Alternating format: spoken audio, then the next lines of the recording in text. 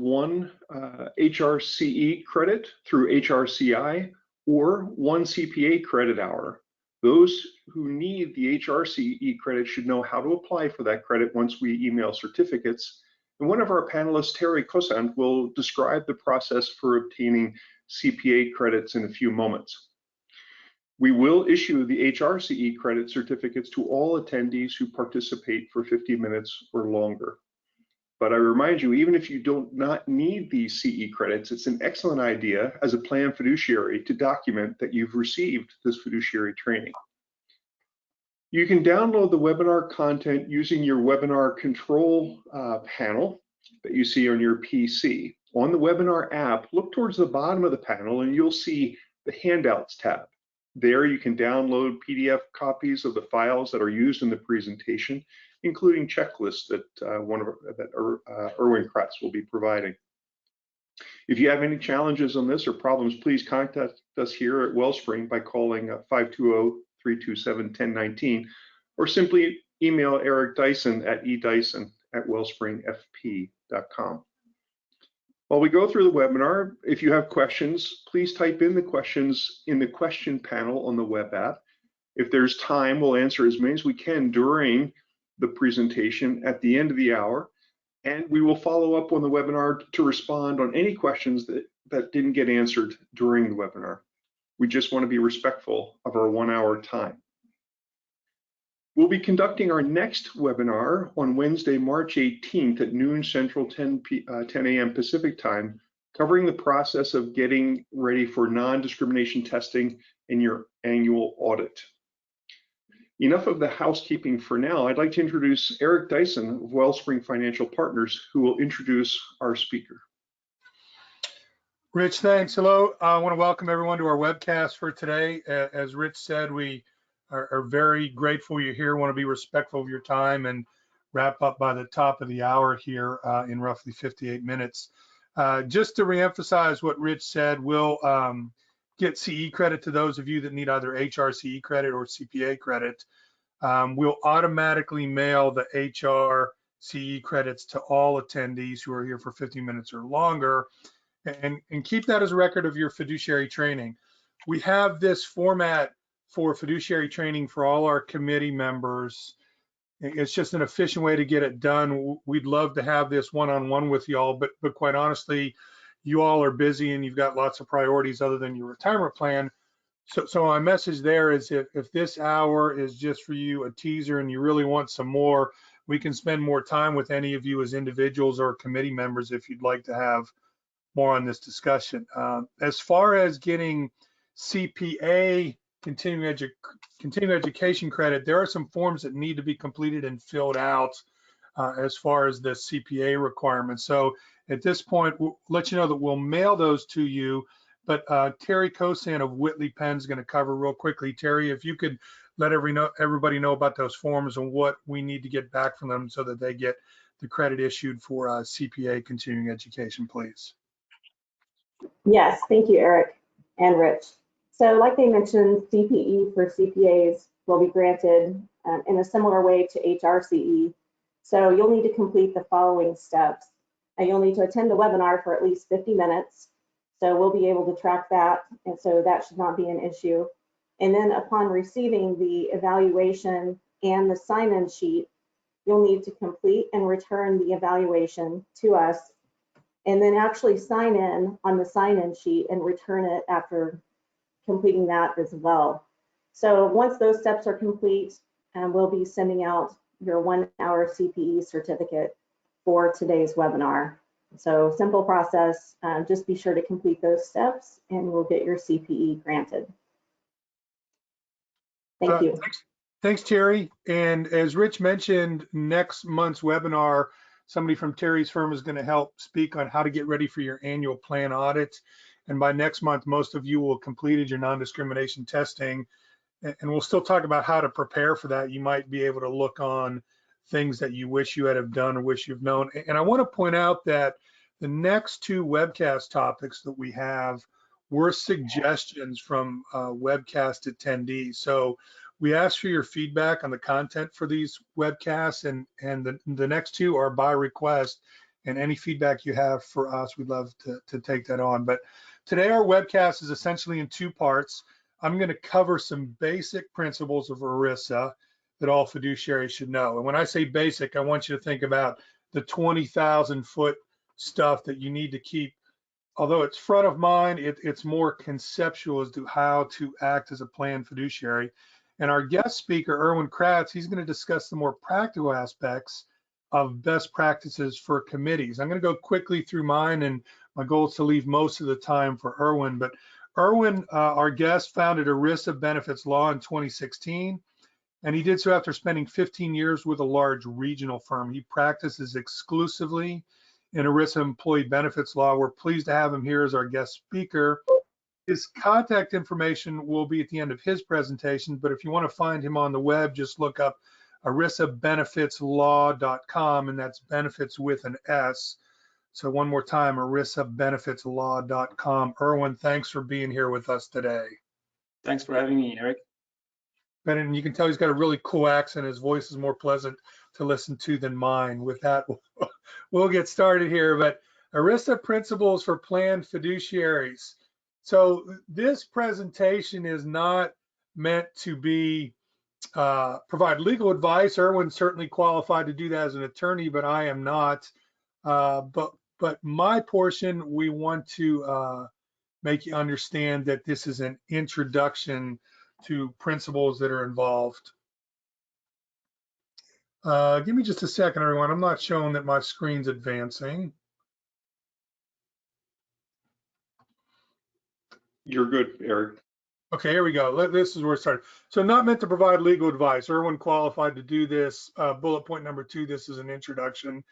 And with all legal matters, as it provides to your plan, you need to consult with legal counsel for any expert assistance where appropriate. You know, serving as a fiduciary can be personally rewarding. You're contributing to the retirement readiness of your employees, but that responsibility comes with some personal risk, okay? ERISA fiduciaries bear liability that extends to their personal net worth. So we're not trying to scare you here, just present the reality that it's a very serious undertaking. But I'd still like to emphasize that the personal satisfaction of doing so should, you know, really be rewarding to you. Now, ERISA Section 409 specifies that anyone who breaches these responsibilities can be personally liable. And that's why we give this training, to make sure you understand it. And if you need to ask any questions, we can move on and help you with that. Can be very confusing, very complicated, but as confusing as this can be, what my portion of the presentation is designed to do is to keep 4 principles at top of mind that are the basics, okay? So this last 3rd bullet point on this slide, this presentation, designed to give fiduciaries an overview of these basic principles. And if we boil it down to just the basic principles, and this is the outline of my portion of the presentation, you have 4 main duties as a fiduciary, okay? And everything Erwin's going to talk about in best practices, you can relate them back to one of these 4, and those are the duty of loyalty, the duty of prudence, the duty to diversify plan assets, and the duty to follow the plan document. So for my portion of the presentation, if you only paid attention to one slide, you can pay attention to this one and ask in everything you're doing as committee members, are you keeping these front of mind? So we'll go into each one in a little more detail here. The duty of loyalty, also known as the exclusive benefit rule. Fiduciaries performing his or her duty solely in the interest of participants and beneficiaries for the exclusive purpose of providing those benefits and defraying reasonable expenses. Now, I want to clarify the term beneficiary.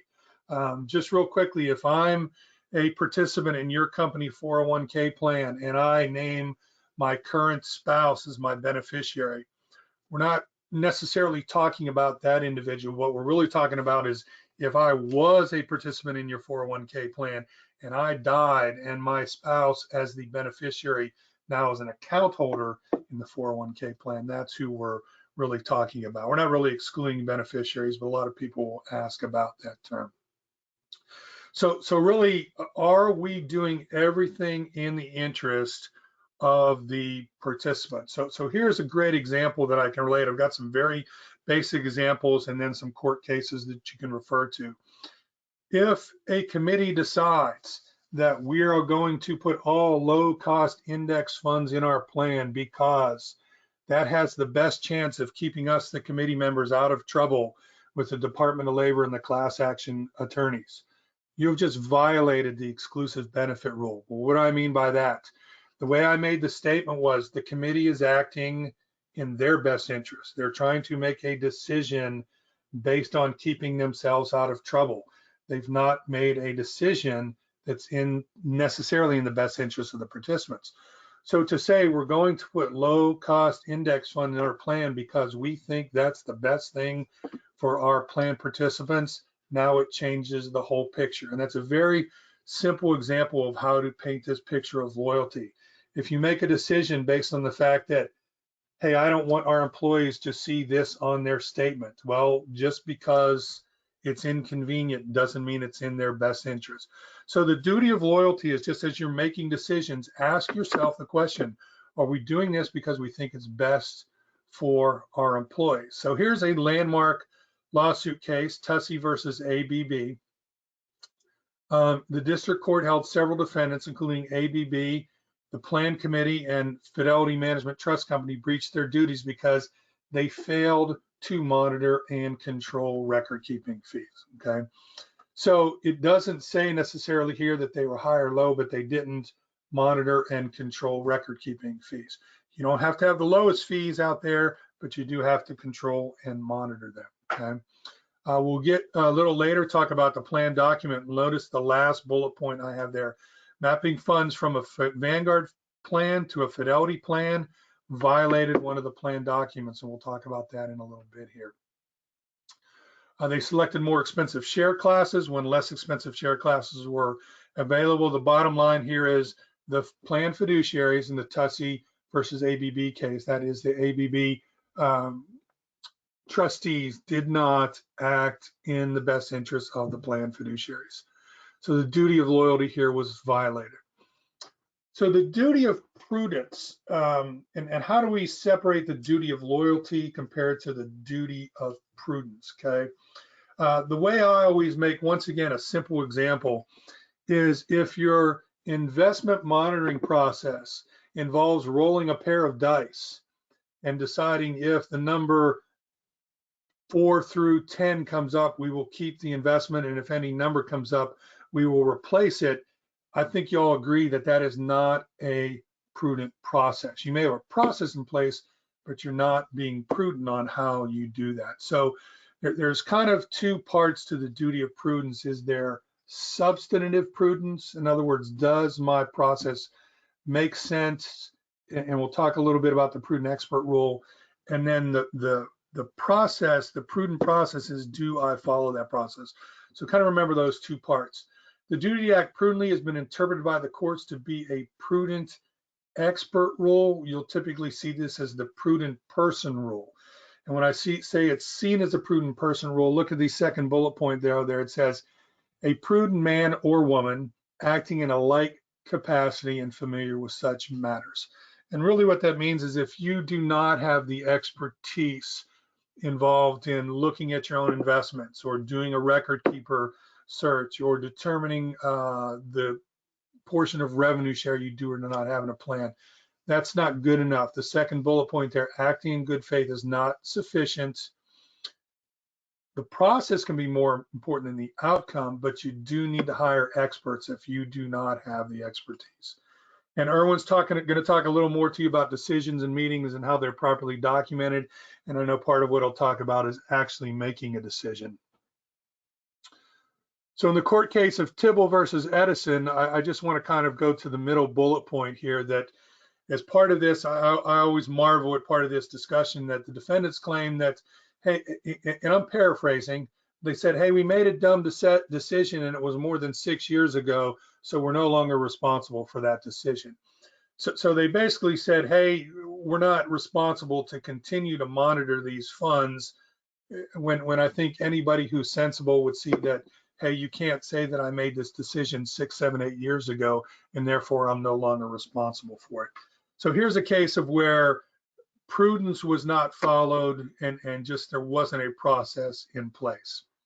And once again, I'm highlighting the court cases because Erwin's going to get to the more practical parts of this. I just want to highlight the 4 principles. So we've talked about the exclusive benefit rule, the duty of prudence. Now we'll talk about the duty to diversify, okay? So fiduciary should act to diversify investments so as to minimize the risk of large losses unless under the circumstances it is clearly prudent not to do so. So I'll address real quickly, when may it be prudent not to diversify plan assets? In the case of a defined benefit pension plan that they're about to shut down the plan and they're gonna purchase annuities so that all the employees do eventually get the benefit that's coming to them. But if a company knows within a month or so they're gonna write a big check to purchase annuity with maybe MetLife or Prudential or Principal, then they may want to have all their assets in cash. There's a case where it'd be prudent not to diversify your assets. Typically, this relates to defined benefit plans, but it also, just about everybody on the webcast today is a fiduciary as it relates to a defined contribution plan.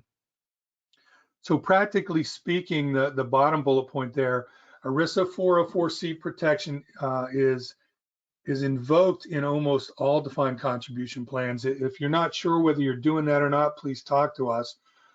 But ERISA 404C protection basically says the following, and I'm being very basic, is that if you give your employees enough of a choice in where they may invest their assets, and legally it's you need a cash equivalent, some kind of fixed income equivalent, and an equity equivalent, and that's the only 3 requirements, but I think we all know that there are typically more choices than just those 3, but you give your employees enough choices, you give them enough information about those choices, and typically that's regarded as a prospectus, and you give them enough of a choice time frame. In other words, they have the option to change their investments at a frequent enough interval. And the last part is you, the plan sponsor, you, the fiduciaries, monitor those investments, then you are not responsible for the individual choices those employees make in the plan. So kind of back to the duty to diversify, you want to make sure that your employees have enough of a choice and you've given the information that they need and they have the chance to make that change. In all the other court cases that I'm referencing, what we see is the plan sponsor was the one who was found at fault. This one's actually the opposite, right? Here's a case of Tullis versus UMB. And this, just to be real quick and give you the highlights, is UMB, the defendant, was found to be not at fault because they gave the employees enough of a choice, and there were 2 employees who just happened to make a bad choice. So the Toledo Clinic employees 401k profit sharing plan had access to a self-directed brokerage account. 2 employees gave discretionary authority to a third party. So I'm assuming this is a financial planner or a broker that they said to this third party, here, we want you to manage our 401k account, and that third party had fraud involved, and these two participants lost a combined total of $15 million. They come back and they sue the Toledo Clinic employees 401k profit sharing plan, and the defendants, they were fine because they said these 2 employees had enough of a choice. They didn't need to use this third party. They didn't need to use the brokerage account. So the losses suffered were solely due to their actions. Now, maybe those 2 individuals sued the third party and we don't know about that, but here's a case where providing enough choices in the plan left the plan sponsor with a defendable action. And then the final part is to follow the plan document. So fiduciaries must follow terms of the plan document unless it is inconsistent with ERISA. Now, if somehow you discover that your plan document is not consistent with ERISA, so for example, you've excluded a group of employees by virtue of your plan document, that should not be excluded. You need to go ahead and get your plan document fixed, okay? Plan documents need to be reviewed and updated periodically. This also includes other documents, your investment policy statement, your summary plan description. What is the impact if you give your employees a summary plan description that doesn't match the plan document? That certainly can be confusing and create some problems. And you want to make sure there's consistency across those documents. So as an example here, I mentioned this earlier when we went to the exclusive benefit rule, but in the Tutsy versus ABB case, to give you kind of high level once again, they went from a plan at Vanguard to a plan at Fidelity. Really nothing wrong with that. But they had an investment policy statement written that said that the lowest share class needed to be used and revenue share would not be allowed in their plan. When they moved the plan to Fidelity, Fidelity did utilize revenue share. For those of you not familiar with that term, revenue share means some of the expenses from your funds go to pay record keeping costs. So in this case, the plan sponsor had a document in place that said, nope, we're not going to allow revenue share. Then the plan turned around and used revenue share. So they lost on account of the fact that they weren't following all their plan documents. So just a quick graphic of, the fiduciary duties and the elephant in the room, literally here. If you keep these 4 principles top of mind and don't ignore your fiduciary duty, it'll really help you out. But here's really my summary. Just remember your duty of loyalty, the exclusive benefit rule. When you're making decisions, should we replace this investment? Should we have education? Should we have, whatever it is the decisions you're making, should we move to automatic enrollment? Should we go from 3% to 6% in automatic enrollment? Ask yourself, is this in the best interest of our employees? And then the duty of prudence, have a great process, diversify your plan assets, and follow the plan document. And as I said, I was trying to be brief. I want to give Erwin the rest of the time and talk into some practical matters, but Rich, do we have any questions that have come in so far on my portion of the discussion? Nope, we're good. We'll go ahead and turn it over and introduce Erwin. Erwin's all yours. Thank you, sir. Okay. And you need to make me a presenter. Yep, coming over. Okay. All right, you should be able to see my presentation now. Is it good? Looks good, Erwin. Okay. All right, so thank you very much for that and the opportunity to talk to you all today. I appreciate it very much.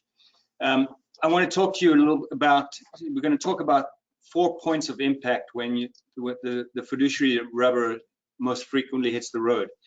And in that context, I want to just make clear that all of those duties that Eric was just talking about, they only apply when you're acting as a fiduciary. So most of the people who are fiduciaries on the retirement plans, and most of you on this call, you're not just fiduciaries, you're also employees of the company, or you have other roles in the company. And sometimes people get a little freaked out, like, well, thinking I have to do everything I do has to be in the best interests of the employees, duty of loyalty, the participants in the plan because of the duty of loyalty. That's not true. That's only when you're acting as a fiduciary. So it's really important to keep that distinction in mind and to be able to understand, when am I acting as a fiduciary and when am I just acting as an employee of the company doing something that is not a fiduciary act. So that's a distinction that I hope will come out from the whole presentation overall, and it's one that I think I want you to keep in mind as I'm going through what I'm going to talk about. There's basically 4 times, I think, when you're most likely to be tempted to do something or tempted to not do something that you should do as a fiduciary, which could get you into trouble. And the kind of key points are when you're establishing your plan. Well, when you're actually establishing your plan, you're not acting as a fiduciary. The decision to create a retirement plan is not a fiduciary act.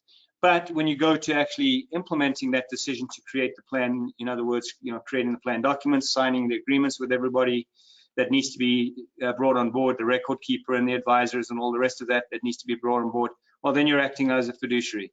And the other time, and when you're also the other time when you have when you should pay particularly heightened attention to your fiduciary duties is when you're restating a plan. This is a time when I see people often identifying issues, and it's a time when you should take a close look at your plan to see whether you're doing things routinely that don't make sense or or not doing things that you should be doing to meet your fiduciary duties. And we'll talk about that in the presentation. And then the other way I want to talk about it is by talking about the top 3 mistakes that an administrative committee can make.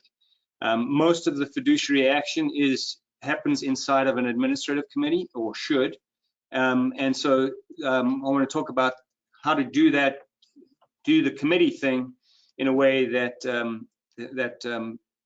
maximizes the chances that you're going to meet your fiduciary duties and minimizes the chances that you're going to have any exposure there. And we'll talk about that through the context of the 3 biggest mistakes that committees can make. Related to that, we'll give you some tips about how to be a good committee member. And then I want to also talk about the 4th thing we're going to talk about is working with your non-fiduciary administrative staff. So these are the people who do a lot of the actual work that has to be done as a result of the decisions made by the committee. The day-to-day administrative things that are actually happening with respect to your plan, taking things like deferral elections and making sure that they go to the right place, or changing deferral elections, offering enrollment to people, sending them the paperwork that they need to get enrolled, or to take a distribution, or to take a loan or a hardship, or whatever it is. A lot of those things are done by people who are not on your committee, and we don't want them to be fiduciaries for the reason that I'll talk about. And so we'll talk about how to work with those people in the best way to make your plan work well. So first place that the rubber hits the road is when you're establishing or restating your plan.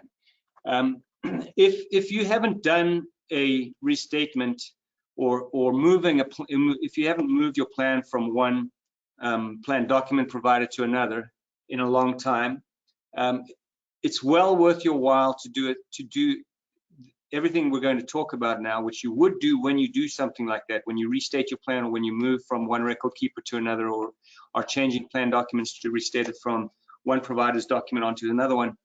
You do all of these things, and I think it's worth your while if you want to just do kind of a look under the hood of your plan to go through the self-audit process in the next few months. First thing you need to do is you need to gather together all of your historical documents. And so that means things like the actual signed plan documents and the amendments that you've made to your plan since the last time it was restated or to state it onto a plan document. Your summary plan descriptions and your summary of material modifications since your last restatement. Things like the last 3 years of your 5,500 returns, any non-discrimination compliance testing, and all of the notices that you send out on an annual basis, or just to new participants, things like auto enrollment notice, QDIA notice, safe harbor notice, those kinds of operational documents. And then some of the deeper things that you should be able to put your hands on, things like trust statements that tell you how much money is in the plan at any moment, how much went in, how much came out, and meetings of your committee minutes, and any other minutes related to your administrative committee, things like your investment policy statement, and then all of your service agreements with all of your service providers. That's something that actually you should be able to, if you look at this list and say, I could go and have everything on this list into an email and provide it to Erwin or whoever asks for it this afternoon, then you're in good shape. If you look at this and say, well, I would probably be going to 6 or 7 different places to try and find all of these bits and pieces, and I'm pretty sure that some of these bits and pieces, someone will tell me, well, I think it exists, I think we created it at some point, go talk to Joe, then you've got a problem, and you ought to go through the process of gathering all of these things, because you really ought to, if you're in good shape, you ought to be able to put your hands on all of these documents at any given moment within a day or so. If not, they're all in the folder in wherever that folder is. So that's the first tip to managing your fiduciary duties, is have your plan documents and all of those related documents. Then the second thing to do is to actually look at them, to actually review your plan documents.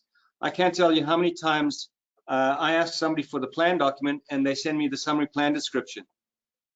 That summary plan description is not the plan document, and the fact that they're sending me the summary plan description means that they're not actually reading their plan document. And I think that's probably the first place that I start a lot of conversations with. What does your plan document say? Because what your plan document says is kind of like the most important thing. It's the starting point for really every discussion, because what your plan document says is what your plan is or should be. And if your plan or practice, the way you do things, doesn't line up with your plan documents, then you've got a problem. Either you need to make your plan document say what you're doing, or you need to do what your plan documents say, depending on the issue. So if you haven't done this, it's a worthwhile thing to do for the committee, to review all of those documents that I put on that prior slide. Look at what they say. You'll see a lot of legalese and a lot of fine print, but you also see a lot of things where you will totally understand what you're reading, and think about when you're looking at the plan document and the summary plan description. Look for inconsistencies. Does one say one thing and the other say another thing, or does it not quite say the same thing? And so every time an issue comes up, I encourage people to look at the plan document, also to look at those other related documents and see, well, if one is unclear, does the other one provide some clarity about what is intended, and can we make the two documents more consistent? Is there something that we ought to do to clarify the documents to make them even more consistent with each other than they already are? And if you have inconsistencies, then those inconsistencies need to be resolved, either by changing what you're doing to make it comply with what your documents say, or, like I said, changing your documents to make them comply with what you're doing, depending on the circumstance. And I think I've already covered this point. Use your lack of documents. If you do have a lack of documents now, use that as a warning to yourself about the importance of maintaining those documents going forward. Those documents are really a critical aspect of the plan, obviously. Then the next thing to do is, as when you're doing the self-audit, is to make sure you've appointed an administrative committee. Some people, I think there used to be more of a disagreement about this. Some people that used to think, don't bother with a committee. I think it's hard to think of a retirement plan where theoretically I wouldn't recommend to have an administrative committee. So make sure you've formally appointed your administrative committee, not just we are the administrative committee because we get together and deal with the retirement plan stuff, but you need to have formal corporate resolutions from whatever the governing body or person of your entity is, a board of directors or the managing member of an LLC or whoever it is, who's the ultimate authority in the company, needs to be the authority that appoints the administrative committee, and use formal resolutions of that entity to do so. Some features that I recommend be in those committee appointments is, if you're appointing employees, which you invariably are, make sure that you put into the appointment that if they terminate employment, they're no longer a member of the committee, so that you don't have to come back and change your resolutions the moment they terminate employment to make them no longer a part of your committee. It's nice to have that automatically built in, so that if you don't keep that loose end in mind, you still don't have them on the committee, even though your minutes say your resolutions appointed them. You may not have gotten around to doing new resolutions to appoint the replacement. One of the questions that you face is whether to include in those resolutions the plan sponsor indemnification of the committee members. Eric was talking about some of he was talking about how you as individuals as fiduciaries are potentially individually liable for a fiduciary duty breach. That on its face appears to be a great disincentive to become a fiduciary. Why would I take on that liability and put my whole livelihood, my life savings potentially, arguably at stake, so that I can serve as a fiduciary when I'm not getting extra compensation as a fiduciary? I'm just getting, it's part of my job. Well, it's not that. I think that's a reasonable thing to add to administrative committee appointments, an indemnification of the committee members by the plan sponsor for liability and defense costs if they are accused of a fiduciary duty breach. And there will always be an exception in there for something like, obviously you shouldn't be indemnified if you deliberately go and steal all the plan money and run away to wherever, some foreign country, and disappear with the money.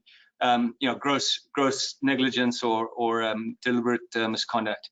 But the situation where you would incur costs to defend yourself, which is highly unlikely to occur, but it could, that I think is an appropriate thing for the plan sponsor to take on as an indemnification. And then the other question is should you specify how decisions are going to be made by the committee by majority rule? Either put it in the resolution, or the administrative committee should specify that at some point.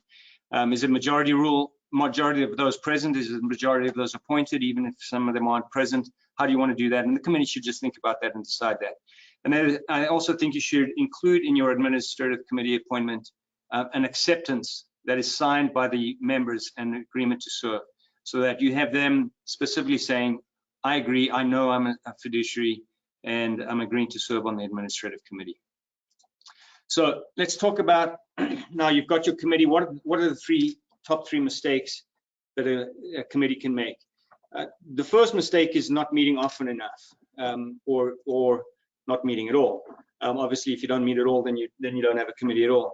The second one is not making a decision. So you have your meeting, but you don't make a decision. And that's a place where you get significant mistakes that are made. And then the third mistake is you have your meeting, you make a decision, but you don't document what your decision is properly. And so those are the top three. I want you to notice what is not on the list. Making a bad decision obviously is a mistake, but it's not on the top three. So, and I think that'll become apparent from the rest. It's maybe apparent already, because process and dealing with issues and thinking about them. Process is a big piece of your fiduciary compliance. Worrying about whether the decision you're making is going to ultimately turn out to be a bad one. Well, that may be helpful to making good decisions. Losing sleep over, did I make the absolute best decision possible ever, and is it going to turn out badly, is highly unlikely is to actually be the mistake you make at the end of the day. One of the other mistakes is much more likely to be made. So let's talk a little bit about not meeting often enough. How often should you meet? Probably the most common schedule is quarterly, and that's the most common that I see. But depending on your plan, it might make sense to do it every 6 months. I would think that would be a simpler plan, and a plan where you're spending less time having to deal with all of the fiduciary questions that are on your fiduciary checklist, which we will talk about in a little bit. But once a year, I suppose theoretically that could be enough. I would think that would be a very small plan, perhaps, where you wouldn't want to meet more than once a year. Highly unlikely. So probably quarterly, twice a year, maybe 3 times a year, somewhere in there is where you're meeting often enough. If you currently have a situation where you have a committee, and it's been hard to get it to meet often enough, I think the simplest solution to that situation is to have the chair of the committee, and they would either be appointed in the resolutions, usually in the resolutions made by the board of directors or whoever the higher ups are, or by the committee, and that person should own the responsibility. So they will set the meetings, and it's literally,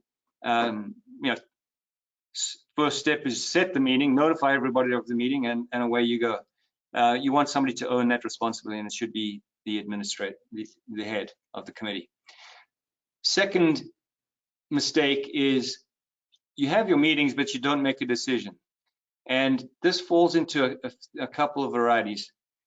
It's kind of one way to think about it is it's sort of like not having a meeting. If you never address something, it's like, well, who cared if you have a meeting or not? You should have met to discuss this issue, and you didn't, so you might as well not have had a meeting. But it's not exactly the same as being indecisive about something. Usually, if you make a mistake of not making a decision about something, it's a case of you don't even realize that you should have been addressing it. And the question comes up later, well, what did you do about X? I had no idea. We never thought about it. We didn't make a decision about it. You didn't know you needed to make a decision. And the probably, most common variety of that is you have an investment lineup in your plan. And even if you're meeting, if you're not getting advice from anyone about how to evaluate those investment options, you're never going to be making a decision about whether you should retain or replace any of the investment options in your plan because you're never looking at it. Well, that's not making a decision. Sometimes it could also, instead of just being ignorance or not addressing something at all, it could also be a reluctance to make a decision. But most of the time, actually, a reluctance to make a decision is not going to be a problem as long as you approach it in the way I'm going to describe in a second. So if you have a reluctance to make a decision, if it's like somebody's presenting a question and you just don't want to make a decision, you're not comfortable enough saying something about making the decision, then it could push you into not making a decision when you really should, but maybe you can delay it. Maybe you can delay it. So the solution to not making a decision, and I'm talking mostly about the ignorance of the requirement, I think the most significant thing that a committee can do is to adopt and to use and to revise and really use as a practical tool a fiduciary calendar or checklist that is tailored to your plan. We have a really hugely generic sample of one of those as part of the materials here. That sample is not intended to be used off the shelf, just unmodified, because every plan is different and every plan has different issues. You really ought to you can use that as a starting point, but feel free to throw things away and add more to it to prompt the committee on an annual basis about what are the things it needs to look at, and we'll talk more about that in a second. The other solution to not making a decision is to document your decisions in minutes. So we'll talk more about that in a second as well.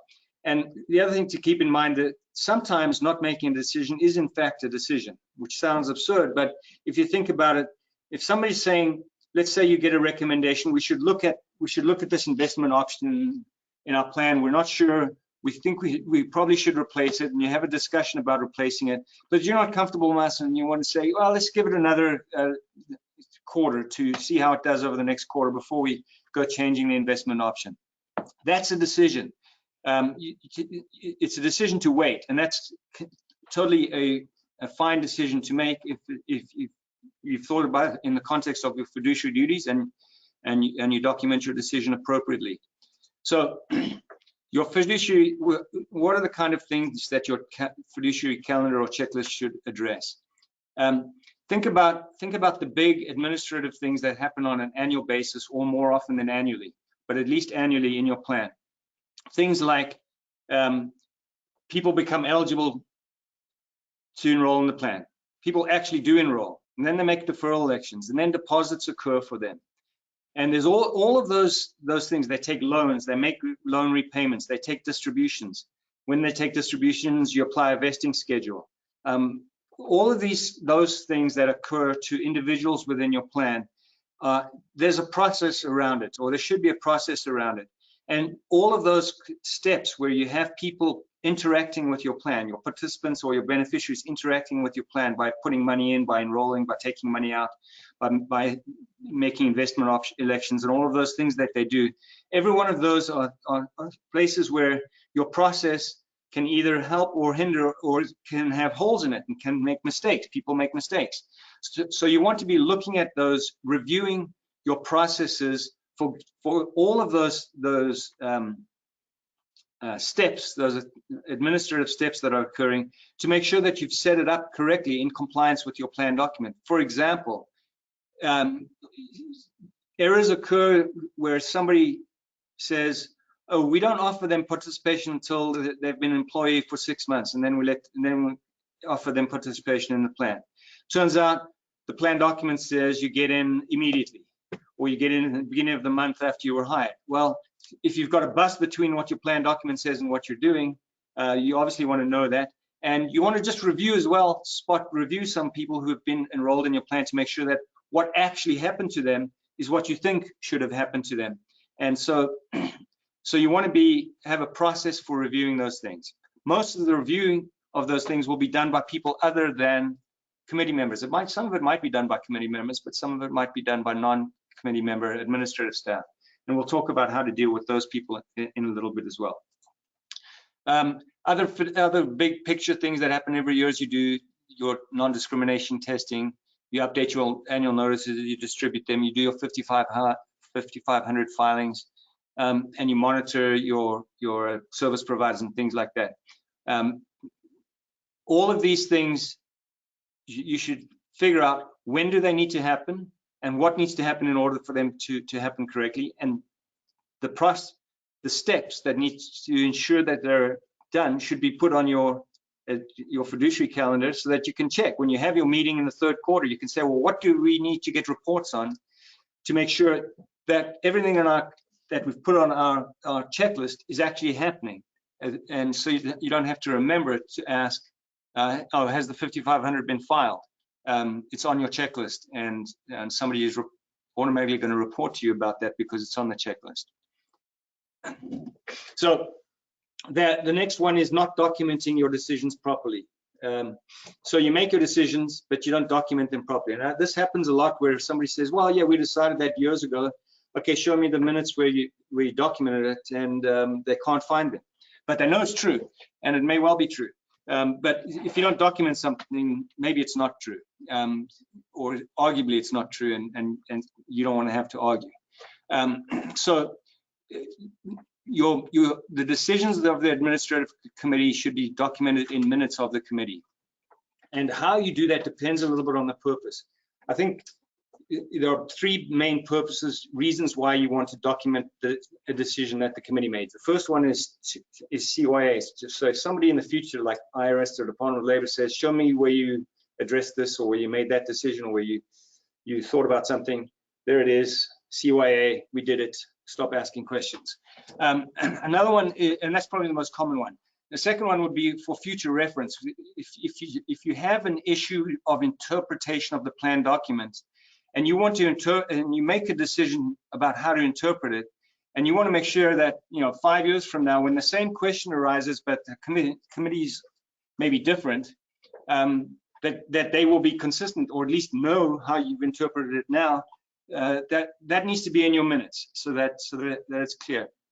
And it might even rise to the level of being in your minutes and become a policy or a procedure, depending on the circumstances. So you might also kind of elevate it above just minutes, but it will be in minutes, but also elevate it above minutes into something that it starts to look more like an investment policy statement type of a thing, or it's not a summary plan description, but it's on the level of annual notices and the kinds of things that you want to have first in mind when you're reviewing your plan documents, to see, oh, we also have this policy about how we do distributions, or how we do make up payments if the plan underpays somebody in a defined benefit plan or whatever.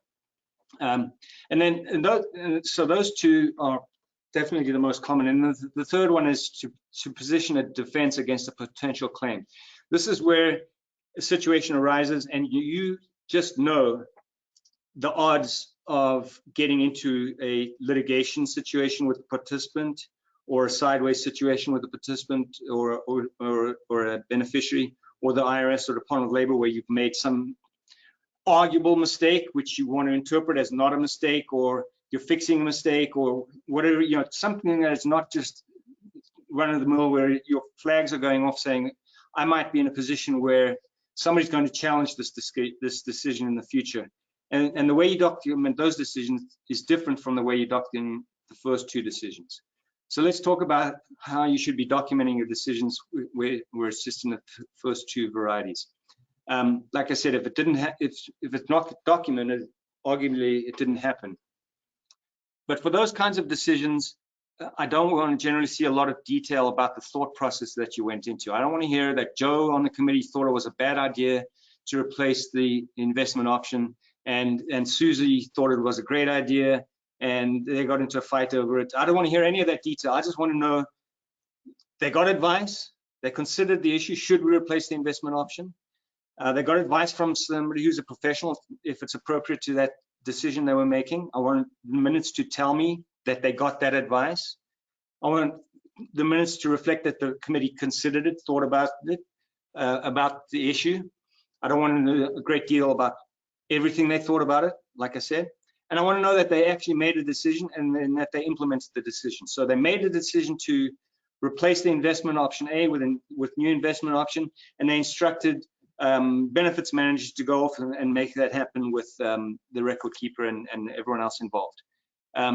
So this is to make sure that we know what the decision was, and to show that you thought about it and that you met your duties to consider all of the implications.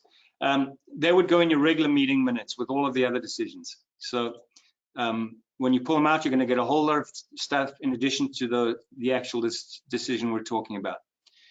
Now, if you're making one of these variety of decisions to position a defense where you've got something a little bit touchy, I don't want it to go into your regular meeting minutes.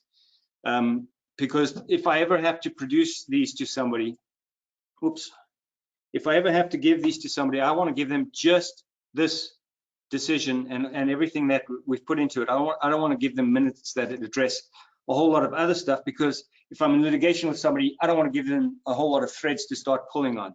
I want to give them only what I have to give them in the litigation. And here you might go into a whole lot of detail about the thought process.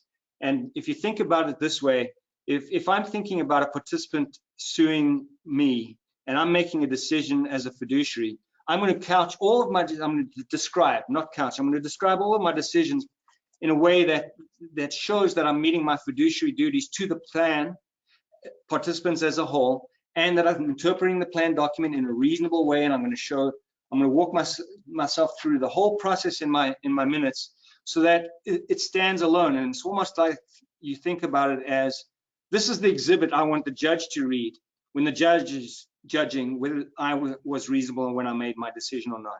So I want it all laid out in the most self-serving way possible to show that what I've done is reasonable, and it's going to be in separate minutes, like I said. Let's talk a little bit about how to be a good committee member. The most significant thing you can do is to spot issues, raise questions. Don't be quiet. If you're not sure, ask questions. Be a little bit of a squeaky wheel.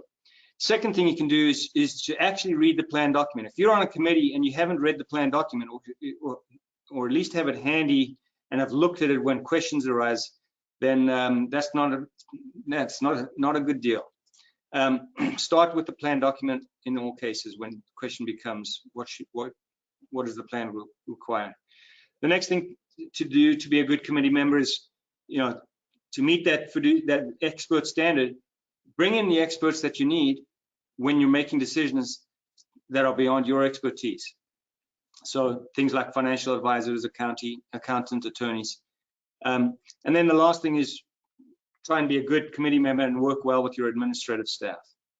So how do you do that? Key thing to do with your administrative staff is to recognize that they do a lot of the actual work. And because fiduciary status is determined by the actions and not just by your title, you can't just say, well, they're not a fiduciary, therefore they're not a fiduciary. If they're in fact exercising discretion to administer or manage the plan, or discretion and to control the plan assets, then they are a fiduciary by virtue of doing that. So when you're asking one of your, so obviously the committee makes decisions about plan assets all the time. Service providers sometimes do. And then there's those people who are just helpful and trying to do the right thing and trying to solve problems who become fiduciaries inadvertently, and that's your administrative staff.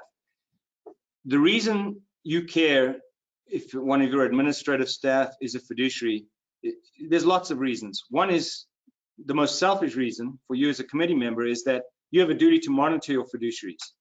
And if you don't want your administrative staff to become fiduciaries who are not monitored by you, then you need to make sure that they don't become inadvertent fiduciaries. So how you do that? Educate them about what the people who are working regularly with the committee, implementing the decisions and doing the work of the plan. Educate them about what constitutes a fiduciary decision so that they can recognize when they should not just go off and act on their own, but come back to the committee and say, here's an issue, tell me what to do. They might even come back to the committee and give you a recommendation about, let's say you identify an error in the plan about one of those administrative things, enrolling people in the plan, investments, elections, deferral elections, distributions, that kind of thing. It may well be one of your non-fiduciary staff who finds out about that, and you want them to dig into the error. What you don't want them to do is go off and fix the error without the committee telling them what to do. So anytime that you're going to have one of your non-fiduciary administrative staff do any of these things listed here, like moving assets or deciding, you know, you're in the plan, you're not in the plan, you get a loan, you don't get a loan, or anything like that, you need to give them clear instructions about what to do so that they aren't making the decisions. They're just doing what the committee told them to do. And it could be standing instructions for repeat tasks like enrolling people in the plan, or it could be specific for one-off events like fixing an error in the plan. And like I said, consider having them report to the committee and then have the committee instruct them what to do next. So the summary is, if you have your plan documents, you review them and you've checked that they're consistent, and their plan documents is broadly to include all of those related documents. If you've appointed a committee, the committee meets regularly and uses a fiduciary checklist, and the committee documents its meetings and its decisions, and if you've engaged the necessary outside experts, then you're well on your way to meeting your fiduciary obligations. And with that, I'll turn it back to you, Rich, for questions. Okay, thanks, Erwin. And we did have 2 questions come in. First of all, in light of so many lawsuits involving fees, what's our responsibility to have the lowest fee provider? And if we don't have the lowest fee provider, how do we document our choice if we're not using the service? So that's the question. So Rich, let me give a quick answer just in the interest of time, and then Erwin, you can kind of add to whatever I said. Is that just as a reminder, ERISA does not require you to have the lowest fee provider, and kind of the tail end of that question helps out. If we don't have the lowest fee provider, how do we document our choice? That's almost the answer to the question, and Erwin provided some of that in his outline. Let's say you pick 3 different advisory firms. Wellspring's one of them that you look at, and you decide, hey, we want education, we want certain things for our employees, and you decide Wellspring provides that, and that is one of the things that we're very proud to provide employees. If we're not the lowest cost provider, you just document that we chose the advisor who was meeting our needs in terms of employee education, and that's in the best interest of our employees. So Erwin, what other thoughts do you want to add to that? Yeah, I think if you're, even if you're going with the lowest priced advisor or whatever it is, whatever service provider you're talking about, if you're going with the lowest cost one, you also need to address why you're going with the lowest cost one. And it might, so it always requires talking in terms of, here was the cost, we looked at the cost, and we also looked at what we were getting. and we concluded this was the best choice because whatever your reasons are, we got better service, we got better this or that from one, or while the other one was better, it was too expensive. And we concluded it wasn't worth the extra money or whatever it was, whatever your decision is. So regardless of how you come out, you need to document your decision based on those things. Okay, very good. So we've reached the top of our hour. I just wanted to remind everybody that our next webcast is on March 18th concerning the process of getting ready for non-discrimination testing and your annual plan audit. And if you have any problems getting any of the downloads of the presentations, please let Eric Tyson or myself know. And with that, I will say thank you, and we'll see you next month. Take care. Erwin, thank you for being here with us. Thank you all for having me. Okay, take care. Thanks, Rich. Bye-bye.